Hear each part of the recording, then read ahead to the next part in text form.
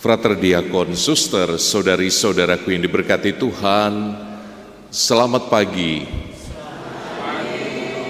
Saya Romo Koko, SCY. Boleh misa di Tropodo itu sesuatu yang sangat menyenangkan, karena saya tahu umat di sini sangat bersemangat. Luar biasa untuk paroki Tropodo ini, luar biasa. Setengah jam sebelum misa sudah penuh gereja dan parkiran. Anda hebat sekali. Terima kasih. Yang kedua, hari ini kita mendengarkan sabda yang luar biasa. Bacaan pertama bicara tentang gembala. Bacaan Injil ditutup juga dengan kata gembala. Apa maksudnya ya? Mari kita ulas satu persatu. Romo akan cerita dulu tentang pengalaman beberapa hari yang lalu.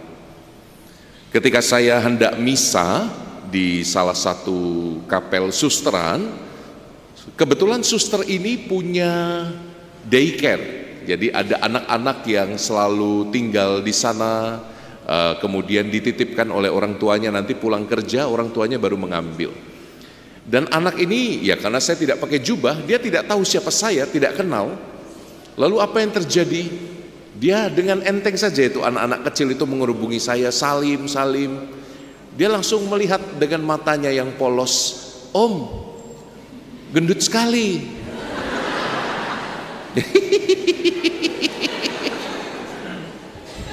Mak jegage.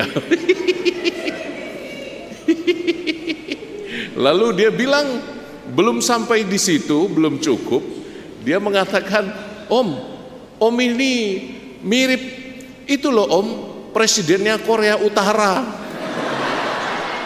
Kim Jong siapa gitu namanya. Wah, saya sampai terkikik-kikik itu ya. Saya mengatakan ya namanya Kim Jong Un, saya bilang. Lalu saya sadar pengalaman itu ternyata kalau saya tidak dibungkus dengan baju putih jubah ini, mungkin anak-anak tidak akan kenal.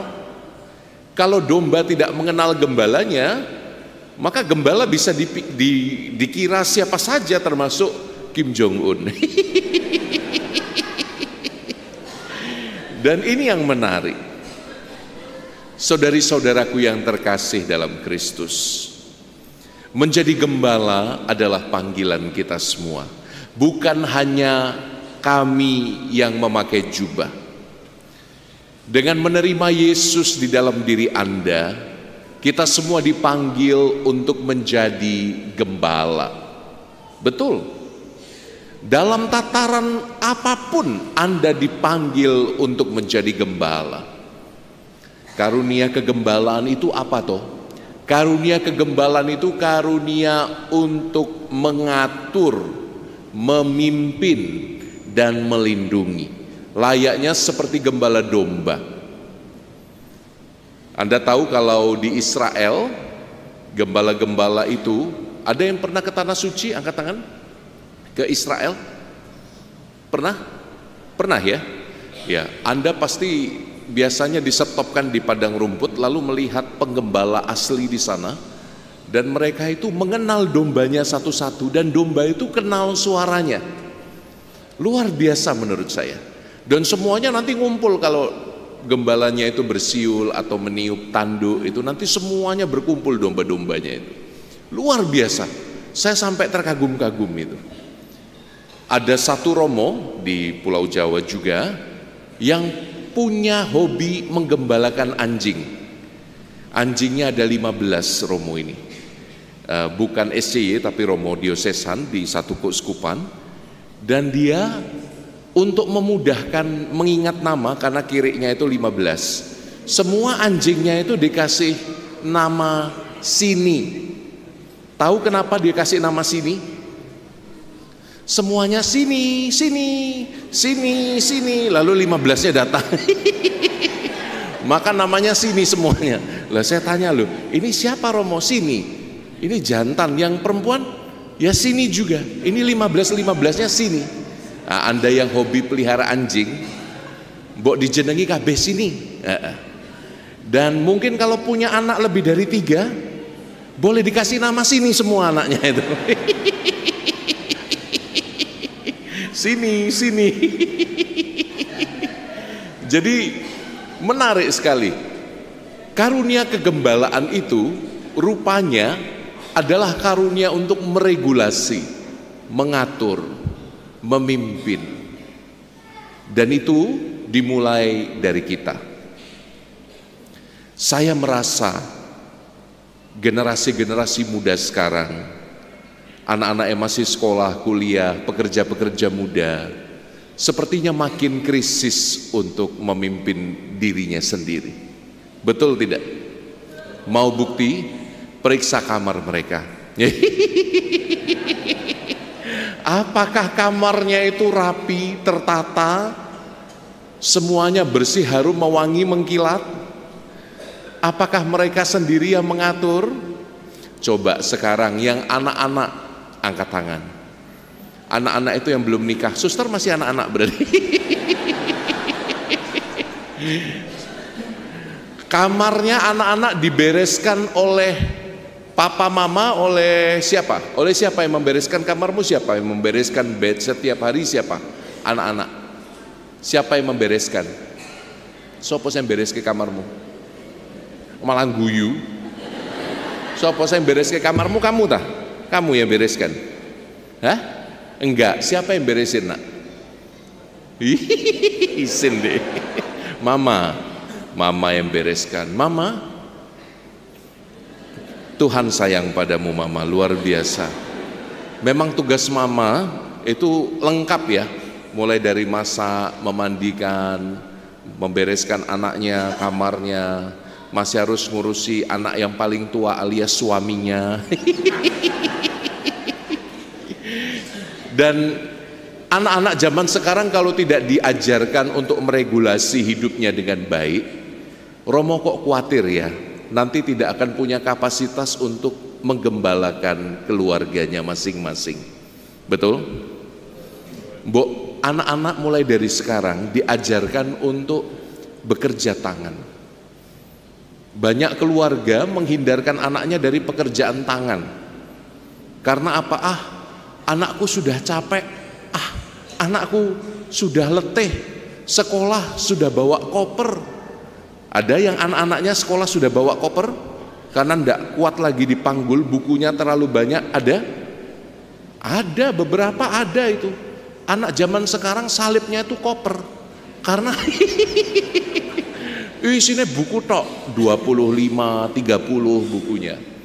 Saya harap Bapak Ibu, Anda yang masih punya anak, yang masih bisa dikandani, yang masih bisa diomongi, yang masih bisa diajari, tolong ajarkan mereka kerja tangan, beri tanggung jawab. Bisa? Anak-anak angkat tangan. Anak-anak angkat tangan. Ulangi kata-kata Romo dengan semangat. Romo, saya berjanji, saya berjanji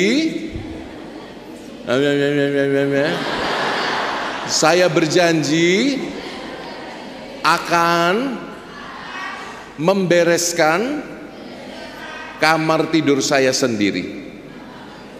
Saya berjanji melakukan pekerjaan rumah juga. Bukan PR ya, pekerjaan rumah itu nyapu, ngepel, gosok WC.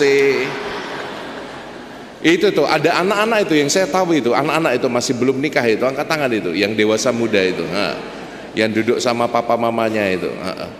Max, Allen, angkat tangan. Ya.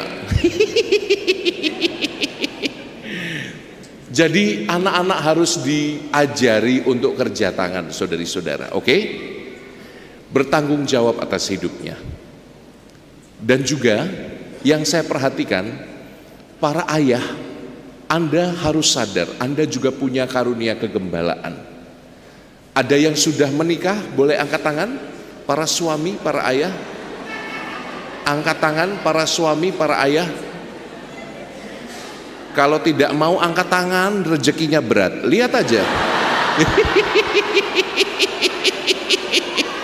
Yang ayah dan suami angkat tangan. Yang ayah dan suami angkat tangan tinggi, tinggi, tinggi, tinggi. Anda adalah gembala.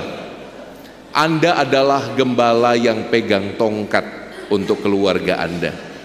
Tuhan mengaruniakan karunia kegembalaan bagi Anda, para ayah, para suami. Dalam sakramen perkawinan, Anda itu harus menjadi pelindung bagi istri dan anak-anak. Itu karunia kegembalaan. Maka yang dipikirkan jangan cuma senangnya sendiri, tapi senangnya pasangan dan senangnya anak-anak. Betul? Apakah ada ayah dan suami yang suka dolan sendirian, tidak mengajak istri dan anak-anaknya? Ada? Ada ibu-ibu? Gak ada. Tidak di paroki ini.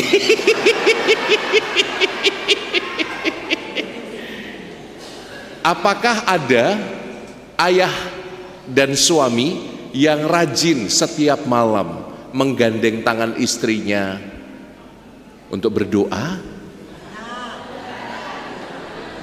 Hah? Nggak ada.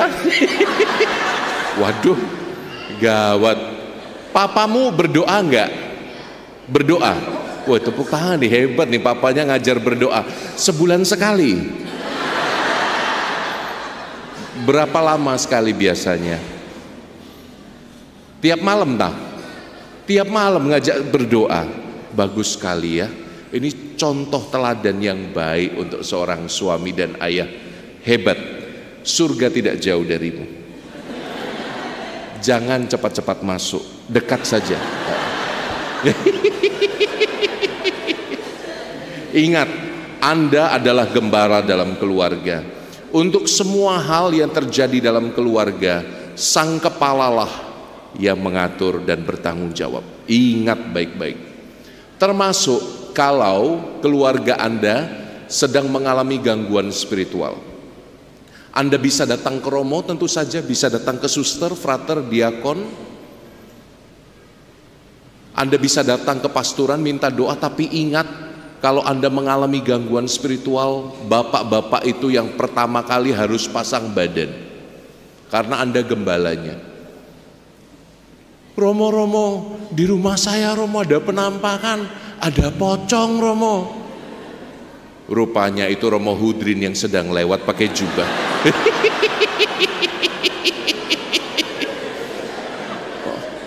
Romo, ada suster ngesot Romo di dekat tempat saya Romo.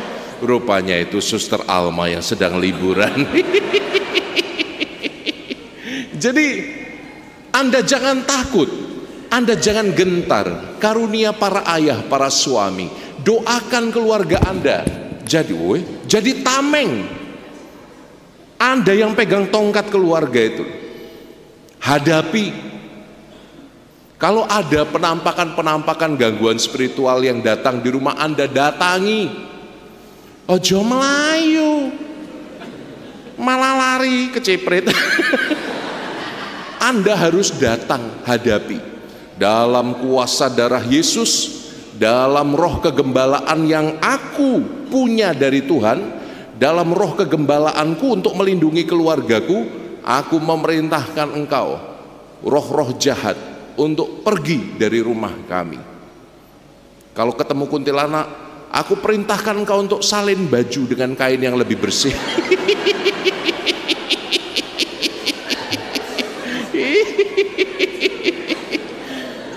Jadi Anda itu punya karunia gembala. Amin. Bapak-bapak angkat tangan kanan. Saya adalah gembala. Saya adalah gembala. Bapak-bapak lanjenengan lo wanita.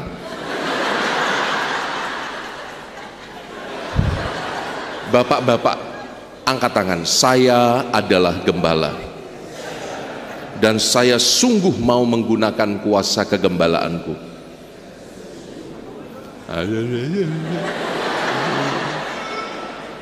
Aduh, salib suci, salib Anda terlalu berat. Saya mau jadi gembala. 1, 2, 3. Nah itu bapak-bapak suaranya ngebas, saya mau jadi gembala ya. Nah, itu karunia kita laki-laki. Oke, Coba saya ingin dengar suara ngebas lagi.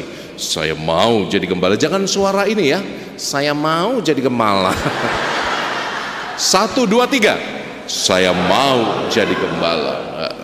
Lalu yang ibu-ibu, Anda tidak luput. Mbok pikir Romo nyeneni bojomu terus kowe iso tenang-tenang ae. Kamu juga ikut ambil bagian dalam karunia kegembalaan. Para istri, Anda adalah gembala juga.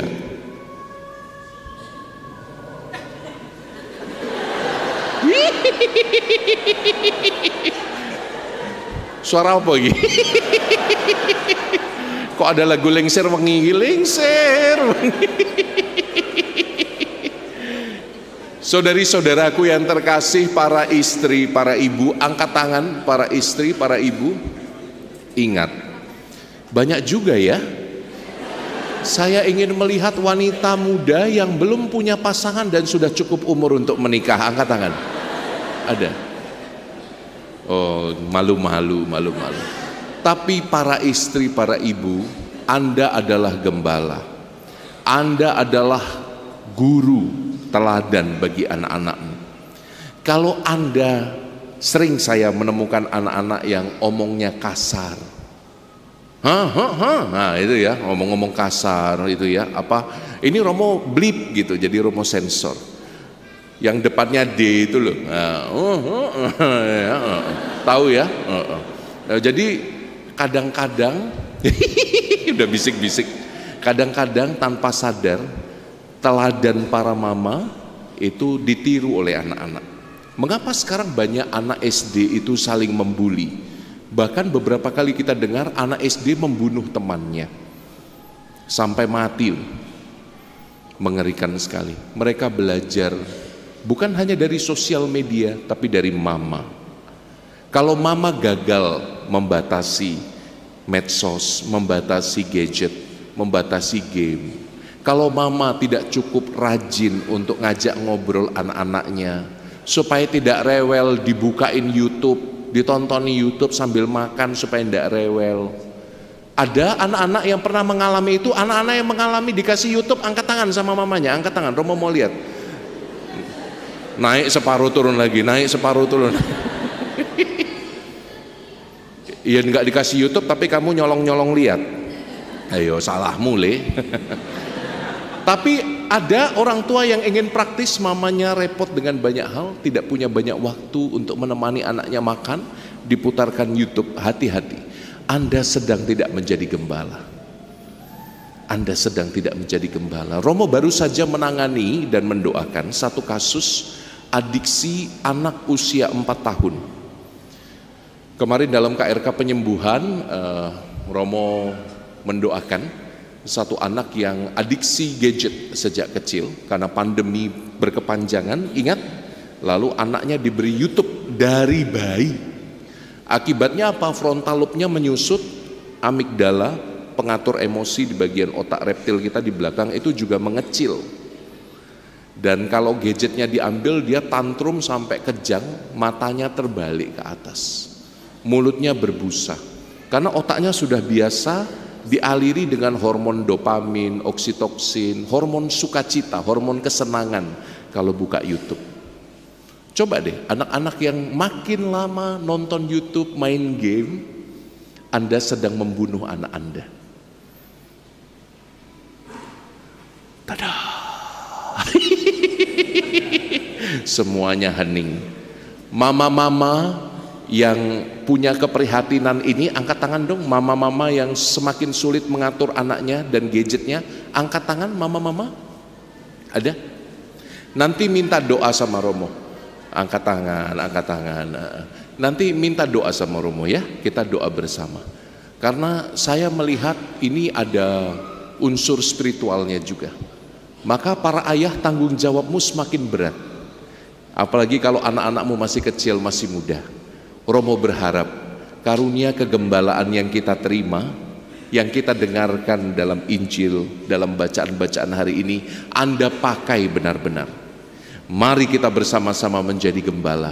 Romo menjadi gembala bagi Anda semua, Anda juga menjadi gembala bagi diri Anda dan bagi keluarga Anda. Kita berjuang bersama-sama.